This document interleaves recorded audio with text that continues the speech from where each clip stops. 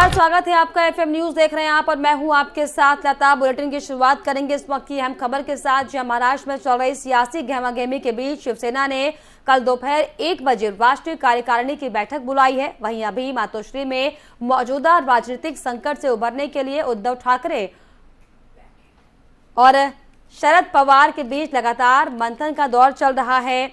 एक और जहां मातोश्री में उद्धव ठाकरे की शरद पवार के साथ बैठक हो रही है, तो वहीं उनके घर के बाहर सड़क पर हजारों शिव सैनिक उनके समर्थन में जुट गए हैं। वहीं उद्धव ठाकरे के समर्थन में नारे लगा रहे हैं। शिव सैनिक बैंड बाजे के साथ उनके घर के बाहर जुटे हुए हैं, बसों में भरकर वहां पहुंच रहे हैं। महाराष्ट्र की मौजूदा स्थिति को देखते हुए महाराष्ट्र के सभी थानों को अलर्ट पर रहने का आदेश भी जारी किया गया है। आपको बता दें कि महाराष्ट्र के राजनीतिक संकट में शह और मात का खेल जारी है। एक तरफ जहां बागी नेता एकनाथ शिंदे का गुट लगातार मजबूत होता जा रहा है, तो वहीं दूसरी तरफ विधायक एक एक कर उद्धव ठाकरे से अलग होते दिख रहे हैं। बावजूद इसके शिवसेना मजबूत होने का दावा कर रही है और अब तक शिवसेना की तरफ से 16 बागी विधायकों को अयोग्य घोषित करने की मांग उठाते हुए डिप्टी स्पीकर का पद को पत्र भी भेजा गया है।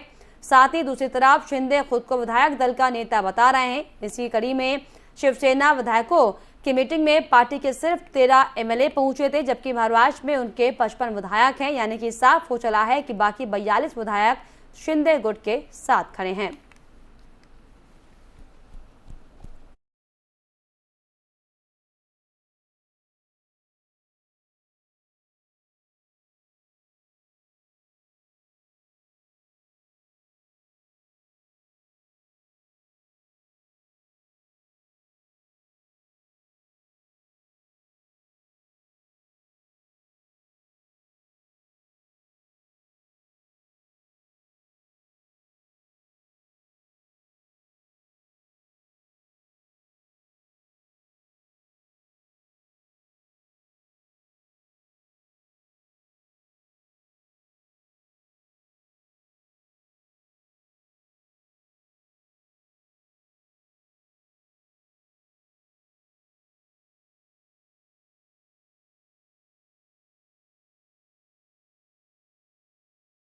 शिवसेना में बगावत के बीच महाराष्ट्र के मुख्यमंत्री सीएम उद्धव ठाकरे ने बयान दिया। उन्होंने कहा कि मर जाएंगे फिर भी शिवसेना नहीं छोड़ेंगे, कहने वाले ही आज भाग गए। उन्होंने कहा कि बागी विधायक शिवसेना तोड़ना चाहते हैं। उद्धव ठाकरे ने पार्टी जिला प्रमुख की बैठक में कहा कि मैंने अपने पास के 2 विभाग एकनाथ शिंदे को दिए। उन्होंने कहा कि विधायकों को लेना है तो ले लो, जितना हो सके इंसाफ ले लो, लेकिन जब तक बाला साहेब की जड़ें हैं शिवसेना को कुछ नहीं होगा। आपको बता दें कि शिवसेना से बगावत करने वाले शिंदे पार्टी के 37 विधायकों और 9 निर्दलीय विधायकों के साथ फिलहाल गुवाहाटी में एक होटल में ठहरे हुए हैं।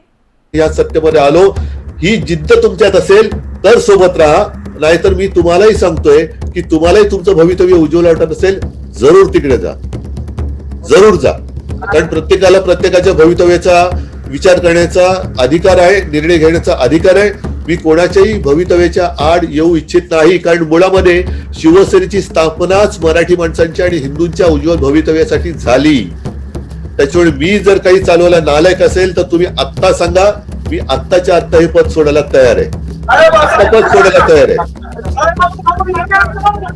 मुख्यमंत्री या सत्तेवर शिवसेना के बागी नेता एकनाथ शिंदे ने महाराष्ट्र के सियासी गलियारों में एक दिन पहले एक बयान देकर खलबली मचा दी थी। अब उन्होंने अपने उस बयान से यूटर्न ले लिया है। एकनाथ शिंदे ने अब कहा कि हमारे संपर्क में कोई राष्ट्रीय दल नहीं है।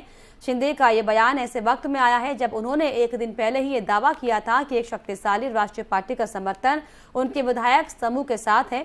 एकनाथ शिंदे ने महाराष्ट्र की सियासी उठापटक के बीच दांव चलते हुए गुरुवार को एक वीडियो में विधायकों से कहा था कि बीजेपी के एक राष्ट्रीय पार्टी है, हमें उनका समर्थन हासिल है।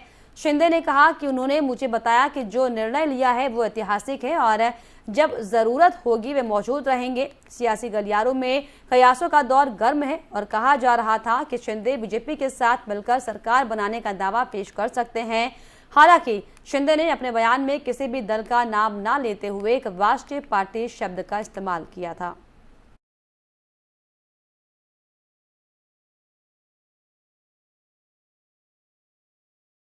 वहीं महाराष्ट्र में सियासी भूचाल के बीच शिवसेना और अब आर पार के मूड में है। शिवसेना सांसद और वरिष्ठ नेता संजय राउत ने अपने बागी विधायकों को चेतावनी देते हुए कहा है कि हम हार में मानने वालों में से नहीं हैं। हमने उन्हें वापसी का मौका दिया, लेकिन अब समय हाथ से निकल चुका है। हम सड़क से लेकर सदन तक लड़ाई के लिए तैयार हैं। चॅलेंज आप सर याच बिल्डिंग मधनं महायुतीची नाणी काढण्यात आली होती. याच बिल्डिंग मधून महायुतीची घोषणा झाली. याच युतीमधून महायुतीचं एक बंधन बांधण्यात आलं आणि याच बिल्डिंग मधून मी तुम्हाला सांगतोय महाविकास आघाडी मजबूत आहे आणि महाविकास आघाडीचं सरकार पुढलं 2.5 वर्ष राहिलेलं पूर्ण करेल आणि पुन्हा सत्तेत येईल. जे गेले